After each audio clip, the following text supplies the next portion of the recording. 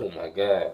Oh my god. This episode of Sword Art Online has to be one of the saddest episodes ever, and nobody even died. I mean, are you serious? The emotions this shit made me feel, man. Oh my god. It's just crazy. It's outrageously amazing writing, and I think that it's awesome that, I'm not saying it's awesome that Yuki has AIDS, God no, but I'm glad they're using a disease that we all can kind of understand, because usually in animes there's viruses and disease that come from other worlds, and some made up virus that just so happens to be able to just trump all medical care. But just the fact that AIDS is in an anime, I've never seen that done before, and it's just really new to me, and it really hits home because we all know how dangerous AIDS can be and how much of a problem it is in our real world. So it makes us relate to Yuki a little bit more, in my opinion. No wonder Yuki's so badass. She's been living in the Medicuboid for 3 years. That's 1 year longer than Kirito and Asuna have been in Sword Art Online.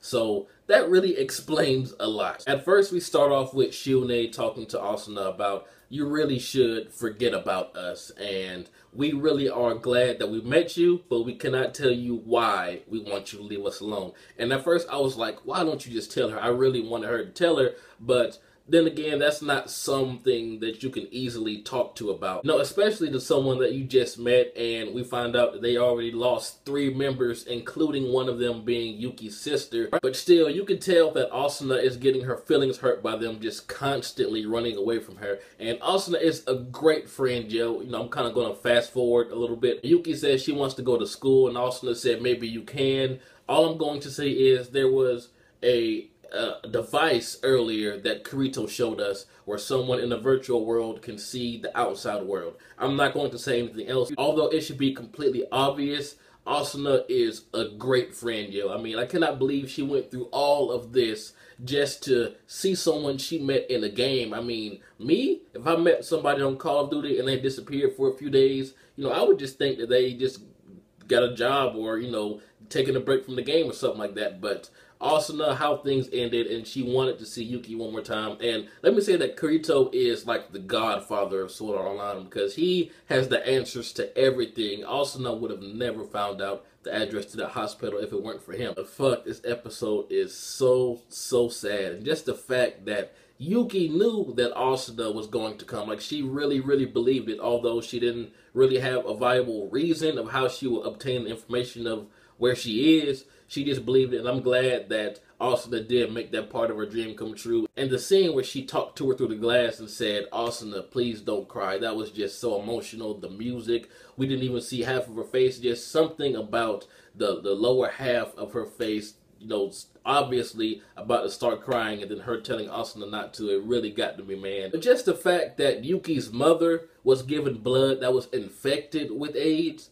that pisses me off, because it's the doctor's fault, really. I mean, shouldn't they test like for viruses and stuff before they transfuse the blood? So now if you go back and watch the opening, while there were 2 Yukis, that was actually her twin sister Aiko that happened to pass away a year ago. And man, it's just, I'm not sure why, but just the fact that she's comparing Asuna so much to her sister, saying, you smell like my sister, you smell like the sun, that scene really got to me too. Like, this entire episode, I mean, Asuna's sad face, the talk with the doctor, the talk between Asuna and Yuki, man, this entire episode just made my heart plummet. It broke it, man. But as someone that read the novel before watching this arc, they left out something about why Yuki's immune system just collapsed in the 4th grade, and I wonder if they're going to add that in later, or if Yuki is supposed to tell Asuna this. But if not, just go read it for yourself. Or if it's not shown by the last episode in the arc, I'll just tell you guys, because it's not that much, but I'm pretty sure, I'm hoping anyway, that Yuki will tell Asuna. Yuki and Asuna's friendship is going to go down in anime history by the time this arc ends and you see what all Asuna does. For Yuki, when she really doesn't have to, that's the thing, she doesn't have to do any of the things she's about to do. But she does, because she's an awesome friend. And also, Yuki mentioned something about two current Sleeping Knights members having only 3 months to live. Tell me who you think they are. And the whole Medicu boy thing, I think it's awesome. They really need to invent something like that in real life because, I mean, for people who do have terminal illnesses, it is a great way for them to, escape into another reality without them feeling any pain or anything like that. I think that is a brilliant idea. Like he said, for deaf, mute, and blind patients, it's like a godsend because they can experience everything in a virtual world because it sends signals straight to the brain. So I think that really needs to be made. I mean, someone invent this shit now. And also just the fact that the doctor said that when Yuki's immune system just totally collapsed and she was hospitalized, she never stopped smiling.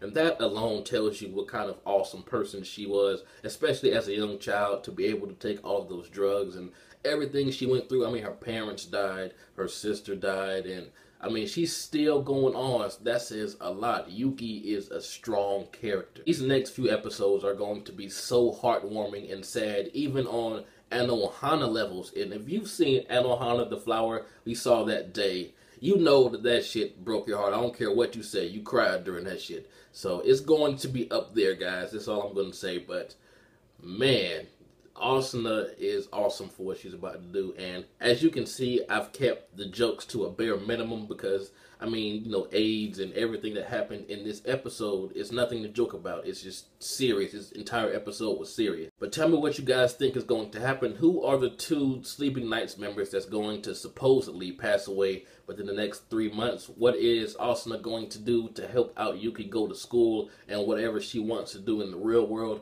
This has been jbDAuchiha. And by the way, the ending song completely gives that away. That's all I'm going to say. But anyway, I am out.